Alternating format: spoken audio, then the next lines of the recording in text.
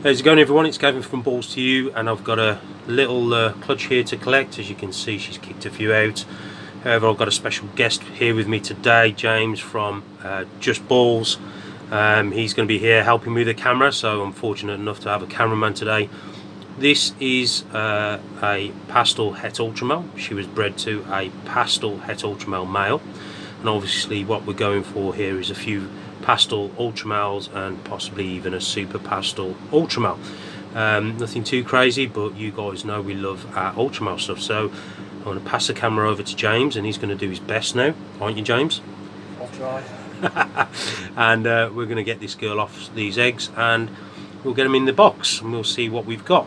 So okay, just using a hook, guys, just to obviously just try and help, just calm her down a little bit. She's okay. She's got a nice clutch of eggs there. I'll try not to cover up the camera too much. So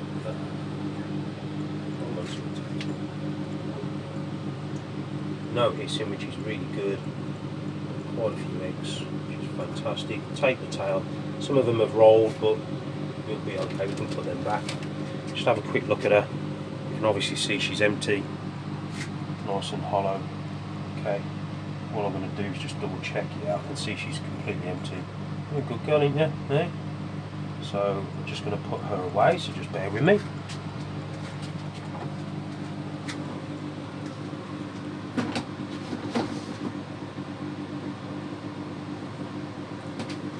Okay, as you can see now, we've got quite a nice pile of eggs. I can see a slug. So let's get these counting and just check where they're all from.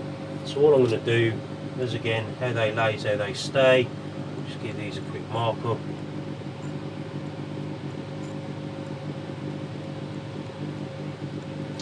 I've showed you guys time and time again. What we'll do,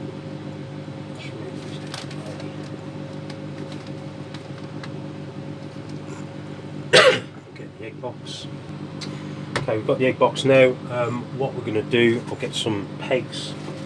We're going to use pegs to stop the eggs from rolling, as you guys know. So we're just going to put these in. I'm going to start with one over here.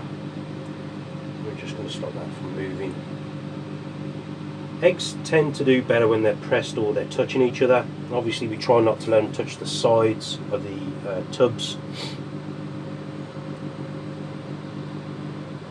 just to stop the moisture from going on.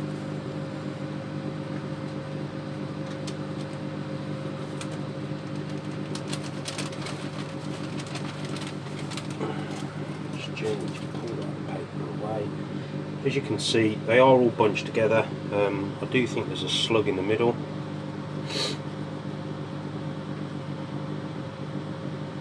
Try and take that out. Yep. Which is fine. And again, drop that in there. So we've got 2, 4, 6, 8, 10, 11, and plus a slug. Fantastic. Absolutely loving that. So all I'm going to do now, so what we're going to do now, I'm just going to check for veins.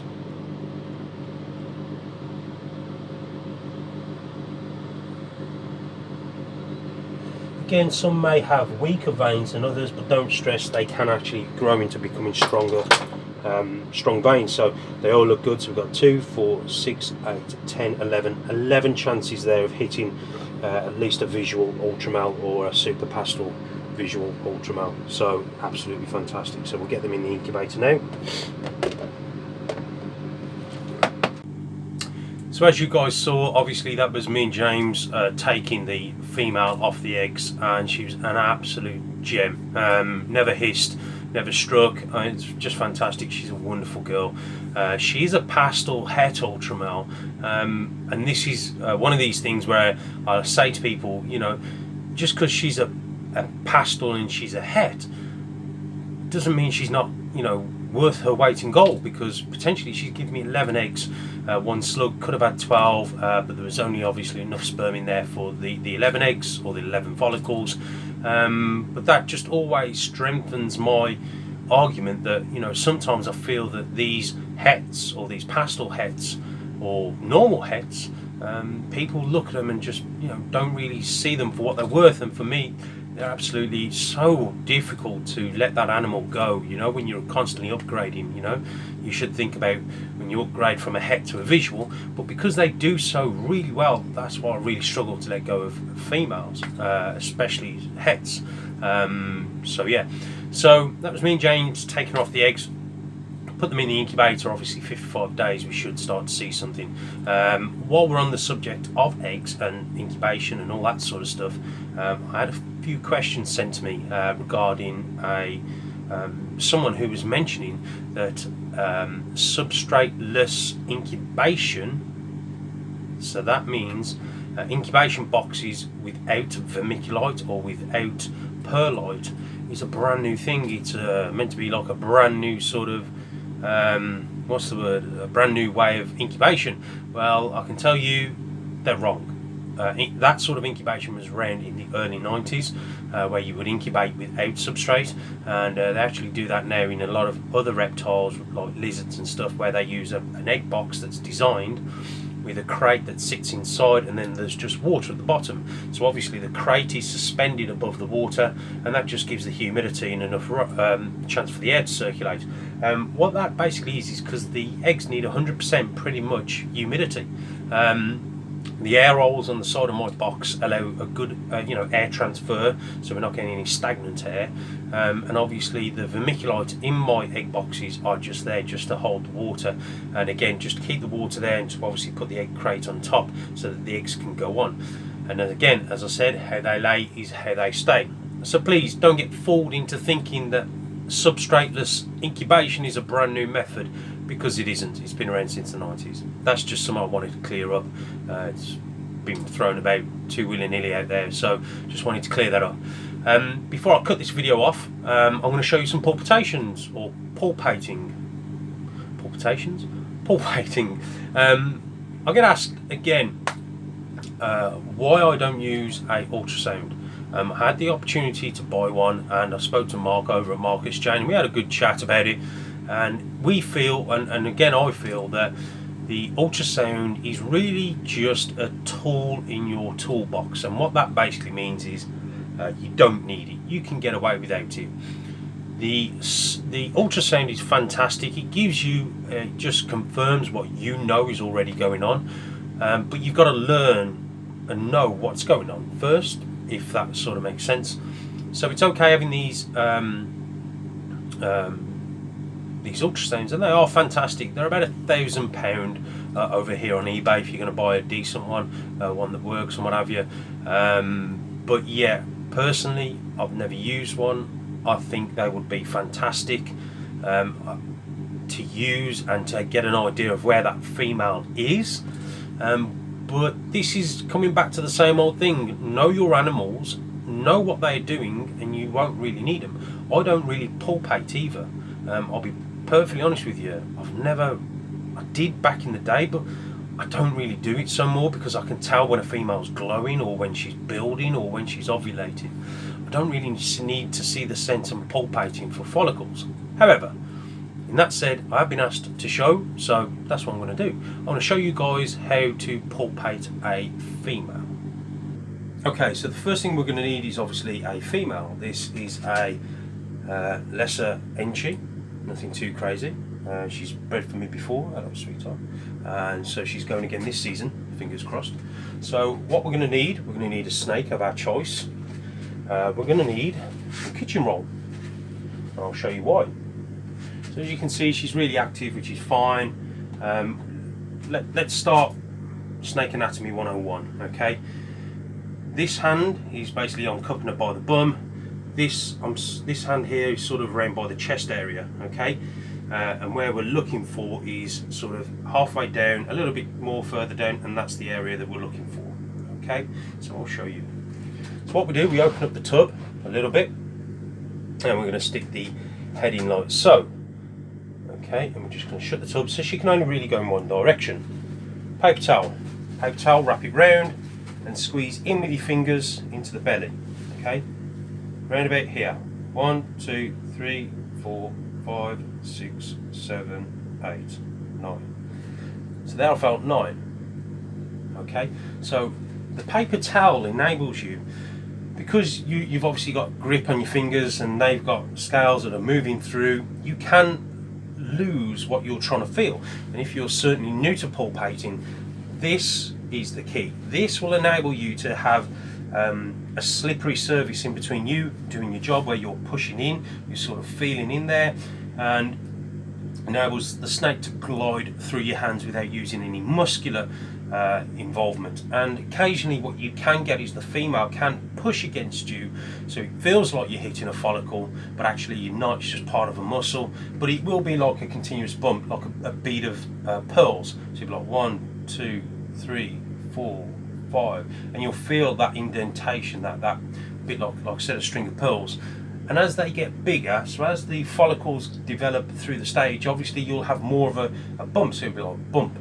So rather than a string of pearls, you'll probably have like a string of golf balls, and then you'll have a string of probably small tennis balls. And again, that's when it's at the late stage. I've felt about 9 follicles there or thereabouts. I don't do it anymore because I find that as long as I know what they're doing, as in I can see what they're doing, that's enough for me. I don't care how many eggs she gives me or how many follicles I can palpate here and now. The end result is going to be there when she's like, wrapped around the eggs. So whether there's 9, 8, 7, it really doesn't matter. I felt 9 follicles, they're around about 15 millimeters or 1.5 centimeters, which is borderline. Like I said, they will develop and move on and forward. But this piece of paper or piece of kitchen towel is where it's about, guys. This will enable you to feel very clearly the pearls of wisdom, or the pearls, the bead of pearls there. You'll be able to feel them using this, and it's very, very foolproof. It's fantastic. It works amazingly well. It will take you a few attempts to feel it. I don't advise you do it every day on the same female. I advise you do it every week or every other week on the same female, and obviously depending on how many females you got, you're going to do a few more, but as far as I'm concerned, that's all you need to do. This is the key. Like I said, I'm a big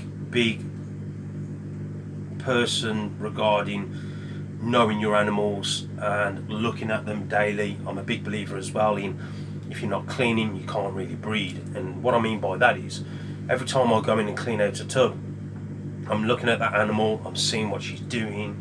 Every day I'm looking at all my animals, and I'm just seeing exactly what they're doing, and I'm able to catch and see a lot of things and learn a lot of things. And that's what's given me the ability to be a bit of a snake whisperer, if you like. And what I mean by that is, I don't need these fancy tools. I don't need a ultrasound. I don't need palpating to know where my girls are at. I know where they're at. I can tell you just by looking at them how they're feeding, how they're acting. All this to me is more important than going out and buying an ultrasound machine. Ultrasound machines are fantastic, and I'll never knock them at all. And I dare say in the future I will own one.